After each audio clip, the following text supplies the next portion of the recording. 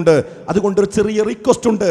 അവരെ ഒന്ന് വിളിച്ച് എന്താണ് അവർക്ക് പറയാനുള്ളതെന്ന് കേട്ട് അവർ പറയുന്നതിൽ എന്തെങ്കിലും ഉണ്ട് എങ്കിൽ വസ്തുതകൾ ഉണ്ടെങ്കിൽ ആ വസ്തുതകൾ നമ്മൾ ഉൾക്കൊള്ളണം. അതല്ല അവർ പറയുന്നത് തെറ്റുദ്ധാരണയുടെ അടിസ്ഥാനത്തിലാണെങ്കിൽ അതവർക്ക് തിരുത്തി കൊടുക്കുകയും വേണം.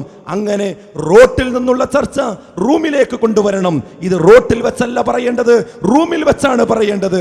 റൂമിൽ വെച്ചുകൊണ്ട് തീർക്കുകയാണ് വേണ്ടത് എന്നൊരു അഭ്യർത്ഥന ഞങ്ങൾക്കുണ്ട്. ആശങ്കകൾ ദൂരീകരിക്കണം. ആശങ്ക മുൾമുനയിൽ നിർത്തി ജനങ്ങളെ ചേരിയാക്കുന്ന ഒരു രീതി ഒരിക്കലും നമുക്ക് ഭൂഷണമല്ല എന്ന ഐക്യത്തിന്റെ ഒരു ആഹ്വാനം മാത്രമാണ് ഞങ്ങൾ ആ യോഗത്തിൽ ആ കാര്യമായി പറഞ്ഞത്, ആ പ്രധാനമായി സൂചിപ്പിച്ചത്. അങ്ങനെ പറഞ്ഞ ഒരു യോഗത്തെ പറ്റി ഈ പറഞ്ഞ CD ടവറിൽ വെച്ചുകൊണ്ട് ബഹുമാന്യരായ നേതാക്കന്മാർ തന്നെ പറയുകയാണ്, ബഹുമാന്യനായ PK അഹമ്മദ് സാഹിബിന്റെ വീട്ടിൽ ഞങ്ങൾ പല പ്രാവശ്യം ഇവരെ വിളിച്ചു വരുത്തുകയും ഉപദേശിക്കുകയും ഒക്കെ ചെയ്തിട്ടും ധിക്കാരപൂർവം പ്രതികരിച്ചതുകൊണ്ടാണ് ഞങ്ങൾ സസ്പെൻഷനിലേക്ക് നീങ്ങാനുണ്ടായ കാരണം എന്നുള്ള രീതിയിൽ സംസാരിച്ചു. അതിനുശേഷം നാട്ടിലുള്ള പല സ്ഥലങ്ങളിലും മുഖാമുഖങ്ങൾ സംഘടിപ്പിച്ചുകൊണ്ട് ഇപ്പോൾ പറയുന്നത്, പണ്ട് സാൽവേഷൻ മുതൽ ISM MSM ധിക്കാരം കാണിക്കാൻ തുടങ്ങിയിട്ടുണ്ട്, അധികാരപൂർവമായി പ്രവർത്തിച്ചിട്ടുണ്ട്, അതുകൊണ്ടാണ് ഇങ്ങനെ ഒരു നടപടിയിലേക്ക് എത്തിയത് എന്നാണ്. അഥവാ വിഷയം പരിഹരിക്കുന്നതിനു പകരം, ഞങ്ങൾ കൊടുത്ത കത്തിന് ഒരു തീരുമാനം തരുന്നതിനു പകരം, അത് ഞങ്ങളെ വിളിച്ചന്വേഷിക്കുന്നതിനു പകരം ഞങ്ങളുടെ നാവടക്കുകയും അതിനു പകരം അവർ ഇല്ലാത്ത കാര്യങ്ങൾ ഏകപക്ഷീയമായി ബൈലക്സിലൂടെ വിശദീകരിച്ചു കൊടുക്കുകയും ചെയ്യുന്ന ഈ സാഹചര്യത്തിലാണ് MSM ISM ഒക്കെ ഇപ്പോൾ അതിൻ്റെ സത്യാവസ്ഥ പറഞ്ഞു തുടങ്ങിയിട്ടുള്ളത്. ഇതതിൻ്റെ വേദിയല്ല. ഇൻഷാ അല്ലാഹ് അതിനി വരുന്ന ദിവസങ്ങളിൽ അതിൻ്റെ യാഥാർത്ഥ്യങ്ങൾ കേരളത്തെ, മാലോകരെ, ഇസ്ലാഹി കേരളത്തെ ഞങ്ങൾ അറിയിക്കുക തന്നെ ചെയ്യുമെന്ന് മാത്രമേ ആ കാര്യത്തിൽ സൂചിപ്പിക്കാനുള്ളൂ. അതുകൊണ്ട് യാതൊന്നും നിങ്ങൾ പ്രയാസമാക്കേണ്ടതില്ല.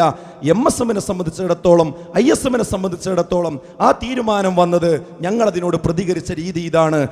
നിങ്ങൾ പറയുന്നത് ഞങ്ങൾ കേസ് കൊടുക്കണമായിരുന്നു, ഞങ്ങൾ മുതലക്കുളത്ത് സമ്മേളനം വിളിക്കണമായിരുന്നു, ഞങ്ങൾ പത്രസമ്മേളനം വിളിക്കണമായിരുന്നു, അതായിരുന്നു ISM MSM ചെയ്യേണ്ടിയിരുന്നത്, അതാണോ നിങ്ങൾ പറയുന്നത്? അത് ഞങ്ങൾ ചെയ്തിട്ടില്ല. ഇപ്പോഴും ഞങ്ങൾ കാത്തിരിക്കുകയാണ്. നമ്മൾ കാത്തിരിക്കുകയാണ്. നമ്മൾ പ്രബോധന പ്രവർത്തനം മുന്നോട്ട് പോകുന്നു. പക്ഷേ ഇത് നിർത്തിവെക്കാൻ നമുക്ക് കഴിയില്ല. മരവിപ്പിച്ച് നിർത്തിയാൽ മരവിച്ച് കിടക്കാൻ നമുക്ക് കഴിയില്ല. കാരണം ഓരോ ദിവസവും നമ്മൾ മുന്നോട്ട് പോകുന്നു. എപ്പോഴാണ് നാഥൻ നമ്മളെ തിരിച്ചു വിളിക്കുക എന്നറിയില്ല. അതുകൊണ്ട് ഇതിനൊരു തീരുമാനം ആ രൂപത്തിൽ ഉണ്ടാകുന്നത് വരെ ഇപ്പോഴുള്ള MSM ISM അതിന്റെ പ്രവർത്തന രംഗത്ത് സജീവമായി മുന്നോട്ട് പോകുന്നു. പ്രോഫ്കോണുകൾ മുടങ്ങാതെ, QHLSകൾ മുടങ്ങാതെ, CREകൾ മുടങ്ങാതെ, അതുപോലെയുള്ള പഠന ക്യാമ്പുകൾ മുടങ്ങാതെ, ഒന്നിനും മുടക്കമില്ലാതെ, തടസ്സമില്ലാതെ എല്ലാ പ്രവർത്തനങ്ങളുമായി സജീവമായി ഇതിന്റെ പ്രവർത്തകന്മാർ മുന്നോട്ട് പോവുകയാണ്. അല്ലാതെ ഇത് നിർത്തിവെക്കുകയോ ഈ രീതിയിലുള്ള സമീപനം സ്വീകരിക്കുകയോ ചെയ്യുന്നത് നമുക്ക് വലിയ അപകടങ്ങൾ ഉണ്ടാക്കും. കാരണം ഇവിടെ ബഹുമാന്യനായ സാബിർ ഒരു കത്തുവിടെ വായിക്കുകയുണ്ടായി, ഒരു സഹോദരിയുടെ മരണവാർത്ത ഇവിടെ അറിയിക്കുകയുണ്ടായി. സഹോദരങ്ങളെ, ഇതുപോലെ ഇന്നല്ലെങ്കിൽ നാളെ നമ്മൾ മരിച്ചു പോകേണ്ടവരാണ്. നമുക്കിങ്ങനെ കാത്തു നിൽക്കാൻ കഴിയില്ല. ഹുതുബ പറയുന്ന ഒരാൾ തൽക്കാലം ഹുതുബയൊന്ന് നിർത്തിയാൽ അയാളുടെ ജീവിതത്തിൽ പ്രയാസങ്ങൾ ഉണ്ടാകും. അയാളുടെ ജീവിതത്തിൽ ആ ദീനിയായ ചിന്തയിൽ നിന്ന് സ്വാഭാവികമായും പുറകോട്ട് പോകും. സ്ഥിരമായി ഖുർആൻ ക്ലാസ്സുകൾ കേട്ടുകൊണ്ടിരിക്കുന്ന ഒരാൾ ആ ഖുർആൻ ക്ലാസ് നിർത്തിയാൽ അയാളുടെ ജീവിതത്തിൽ തെറ്റിലേക്ക് തിരിച്ചു പോകുന്ന സാഹചര്യം ഉണ്ടാകും. അതുപോലെ സംഘടനാ പ്രവർത്തനങ്ങളിൽ നിന്ന് വിട്ടുനിന്നാൽ ഒറ്റപ്പെട്ടവനെ ശൈത്താൻ പിടിച്ചു കൊണ്ടുപോകുമെന്ന് പറഞ്ഞതുപോലെ തെറ്റിലേക്കും തിന്മയിലേക്കും തിരിച്ചു നടക്കും. ബഹുമാന്യനായ താജുദ്ദീൻ സലായി തന്നെ പറഞ്ഞ ഒരു അനുഭവമാണ് എനിക്ക് ഓർമ്മ വരുന്നത്. നിങ്ങളുടെ കൂട്ടത്തിൽപ്പെട്ട ഏതോ ഒരു കുട്ടി ഫോൺ ചെയ്തതാണ്, ഇതാ ഇങ്ങനെ മരവിപ്പിച്ച് നിർത്തി നിങ്ങളൊന്നും ചെയ്യാതിരിക്കുകയാണെങ്കിൽ ഞാൻ നേരത്തെ പോയ മദ്യഷാപ്പിലേക്ക് ഇനിയും പോകും, ഞങ്ങൾ കുടി തുടങ്ങും എന്ന് പറഞ്ഞ ഒരു കുട്ടിയുടെ ഒരു ഫോൺ കോൾ. അതെ, ഇത് നിർത്തിവെച്ചാൽ ഉണ്ടാകുന്നത് അതാണ്. നമ്മൾ നശിക്കും, നമ്മൾ ഇല്ലാതെയാകും, നമ്മൾ സ്വാഭാവികമായി മതരംഗത്തൊന്നും ഇല്ലാതെയാകും. അതുകൊണ്ട് അത് പാടില്ല. മരിക്കുന്ന സമയം വരെ മതരംഗത്ത് സജീവമായി നിൽക്കണം. ഏത് സമയത്താണ് അള്ളാഹു നമ്മെ തിരിച്ചു വിളിക്കുക എന്ന് നമുക്കാർക്കും പറയാൻ സാധ്യമല്ല. ഇന്ന് നാളെ നേരം വെളുക്കുമെന്ന് പറയാൻ നമുക്ക് ഉറപ്പില്ല. ഏതു സമയത്തും പോകാം. നോക്കൂ നിങ്ങൾ, മമ്പാടുള്ള തസ്ലീം എന്ന് പറയുന്ന നമ്മുടെ വിദ്യാർത്ഥി സമ്മേളനം കഴിഞ്ഞ് ഏതാനും ദിവസങ്ങൾക്ക് ശേഷം അദ്ദേഹം ആ ബൈക്ക് ആക്സിഡന്റിൽ മരിക്കുന്നു. അതുപോലെ തന്നെ 2 സഹോദരങ്ങൾ വിദേശത്ത് വെച്ച് തീവെന്ത് മരിച്ചത് നിങ്ങൾ അറിഞ്ഞിട്ടുണ്ടാകും. ജാബിർ കായക്കൊടി എന്ന് പറയുന്ന ബഹുമാന്യനായ സഹോദരൻ ഈ ഇടക്കാലയളവിൽ നമ്മെ വിട്ട് പിരിഞ്ഞതാണ്.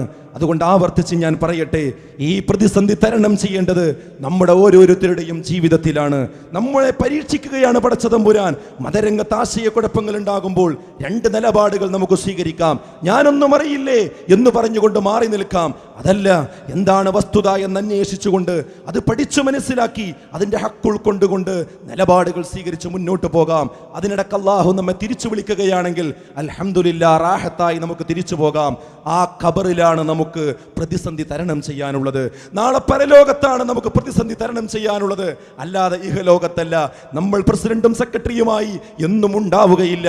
നാളെ നേരം വെളുക്കുമ്പോൾ പടച്ചതമ്പുരാന്റെ വിളിക്ക് നമ്മൾ ഉത്തരം നൽകിയാൽ അൽഹംദുലില്ലാ, ഈ ദീനീ രംഗത്ത് നിന്ന് അല്ലാഹു നമ്മളെ തിരിച്ചു വിളിച്ചാൽ നമുക്കങ്ങനെ ഈ അമലുമായി സ്വർഗത്തിലേക്ക് പോകാം, ആ ഖബറിലേക്ക് പോകാം. നമ്മിൽ നിന്ന് മരിച്ചുപോയ, ഇടക്കാലത്ത് മരിച്ചുപോയ ഈ സഹോദരങ്ങൾക്കെല്ലാം അല്ലാഹു മഗ്ഫിറത്ത് നൽകി അനുഗ്രഹിക്കുമാറാകട്ടെ.